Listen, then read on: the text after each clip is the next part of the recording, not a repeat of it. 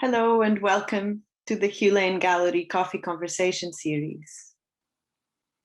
Today we will focus on a painting by John Constable and look through some examples from the Hugh Lane collection.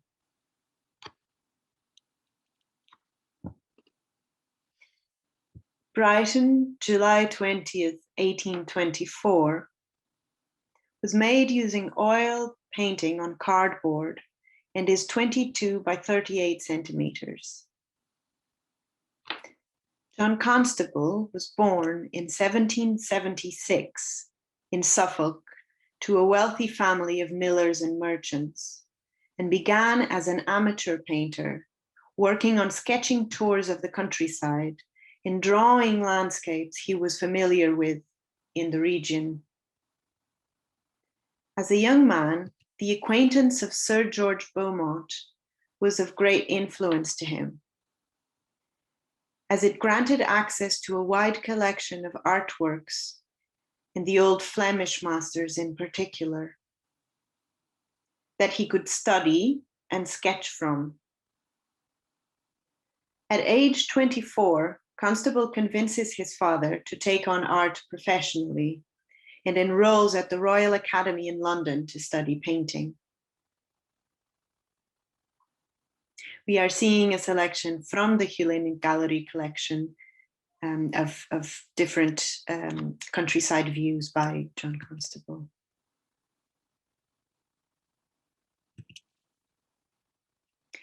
The Wain, 1821, is one of the best known paintings in the history of British art and an icon of English landscape.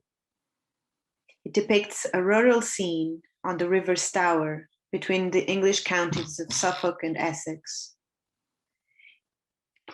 English romantic landscape painting often represents rural environments and an idyllic countryside, turning its back to the rapidly changing urban environment of the last decades of the Industrial Revolution. Unlike Turner, who depicted smoky industrial atmospheres with vibrant, almost unrealistic colors, Constable was committed to an accurate rendition of the tones he found in the landscape.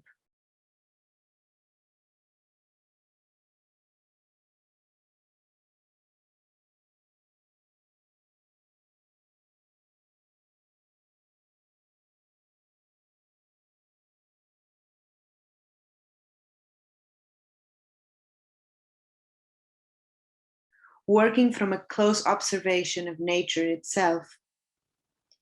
His pictures have a nostalgic quality, and despite the carefully arranged composition, they create a bucolic yet naturalistic atmosphere, enhanced by the visible brush strokes and color palette, using very bright colors as well, more in the greens and blue tones, with some enhanced areas, as in the contrasting red in the middle of the picture.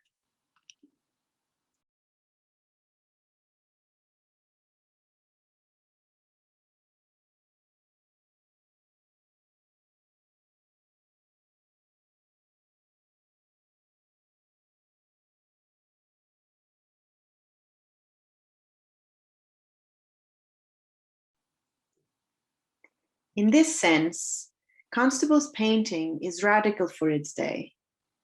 It does away with mythological and historical representations for which the landscape was a mere decor, and announces a return to natural forms and an attention to light and atmospheric impressions characteristic of the Barbizon school and later the Impressionists.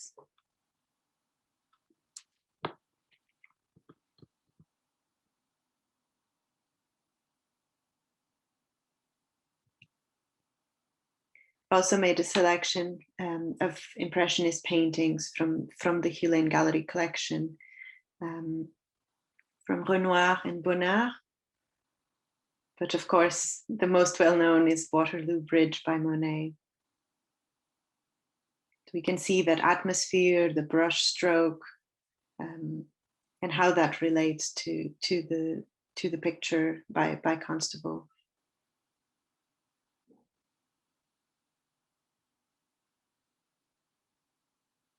I think atmosphere would be the closest term.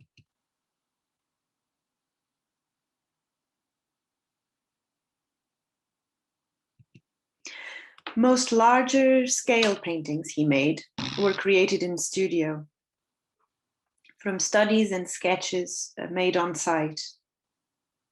He even commissioned people on certain occasions to add details that he could not remember or that were not present in his own sketches.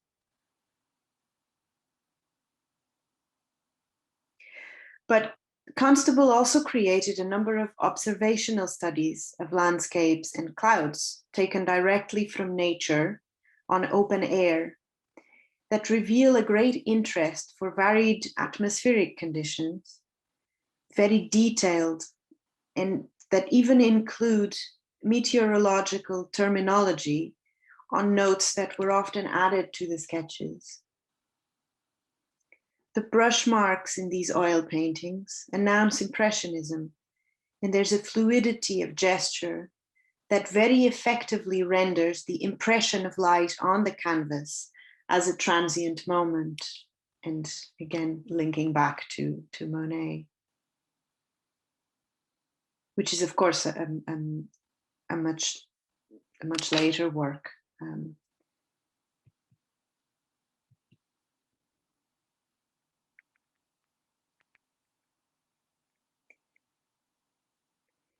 In 1824, the Salon de Paris exhibited works by Constable, including the Wain. His rural scenes influenced some of the younger artists of the time to draw inspiration directly from the landscapes they were depicting. Natural scenes became the subjects of the paintings, and landscape became a major theme rather than a mere backdrop to dramatic events. Example would be the work of Jean-Baptiste Camille Corot, 1796 to 1875. And we have two examples in the Hugh Lane collection, Landscape Sunset, again, where we can really see the brushwork, and an earlier, the Punt, slightly earlier work, closer to Constable's.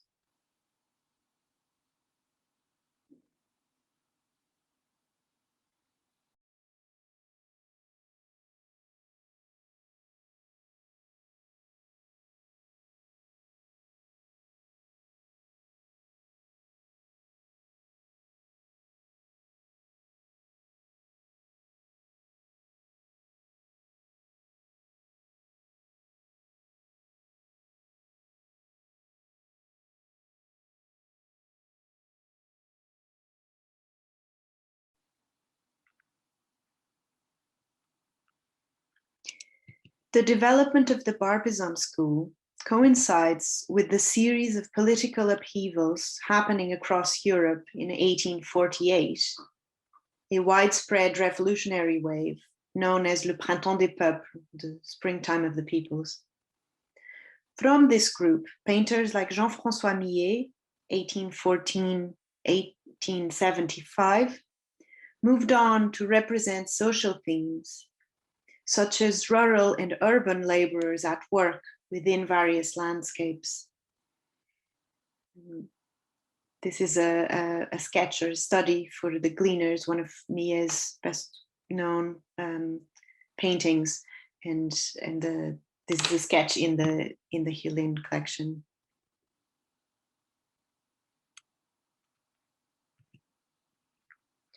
Constable's wife, Maria Bicknell, was diagnosed with tuberculosis, and they moved to the seaside in 1824 in hope that the fresh air would help her heal. It is within this context that he made a number of drawings and oil sketches of Brighton's coastline.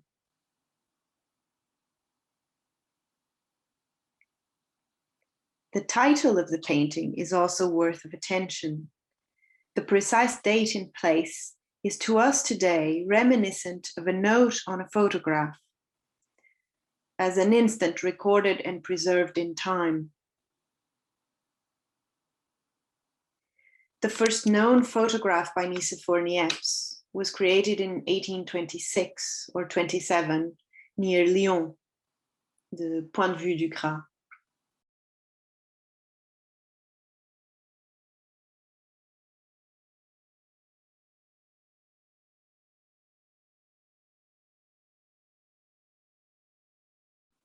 But photography was not widespread until at least the 1840s with Daguerre and Fox Talbot.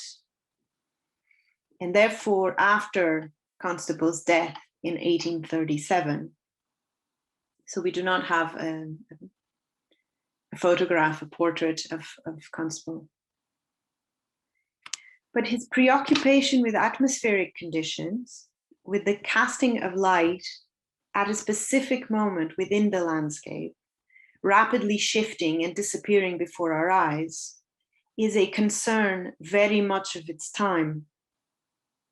In this transition period towards post-industrial revolution modern times, and extends to the Impressionist movement, continuing to change and articulate with the technical advances in photography and subsequent media.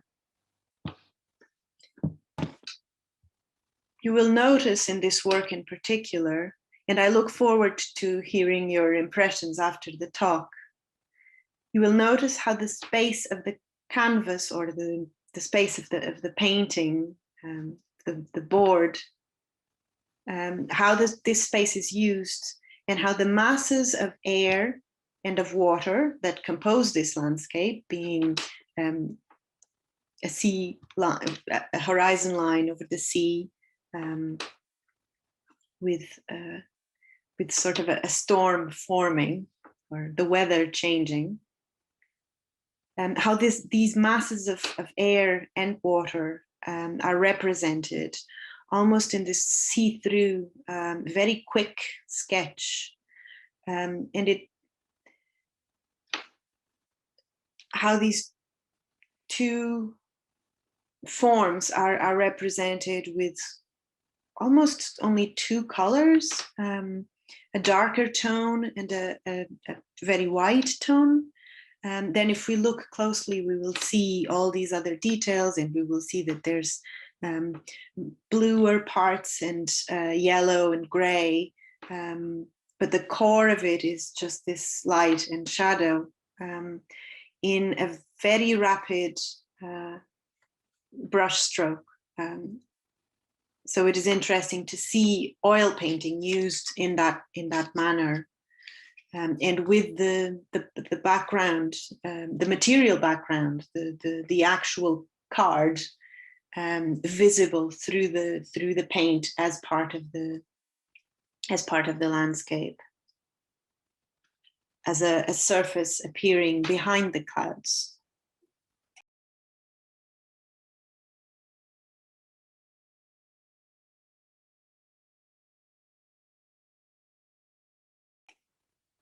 And again, Constable was really fascinated by atmospheric events, by clouds specifically. So we will find a lot of those throughout his work.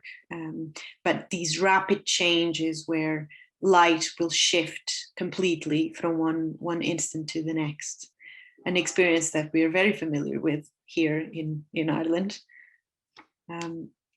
To conclude this talk, I've selected two images from a very well-known series in the history of photography, which is the Equivalents by Alfred Stieglitz.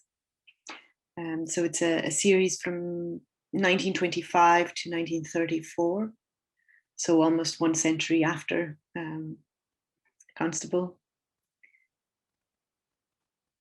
And I guess a lot of people would be familiar with this, and it's such an iconic series that I thought if we were looking at clouds, it made sense to end with this, and going from the the impression of the landscape and the atmospheric conditions through Impressionism and up to modernist photography,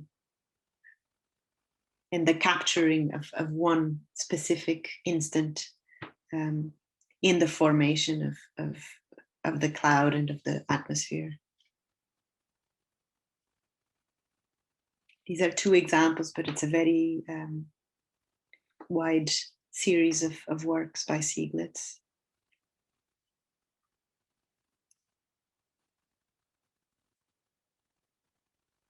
Equivalent masses of air and water. I hope you've enjoyed this coffee conversation on John Constable, and that you will stay for the discussion afterwards. And I hope to see you again soon at the Hugh Lane Gallery. Thank you.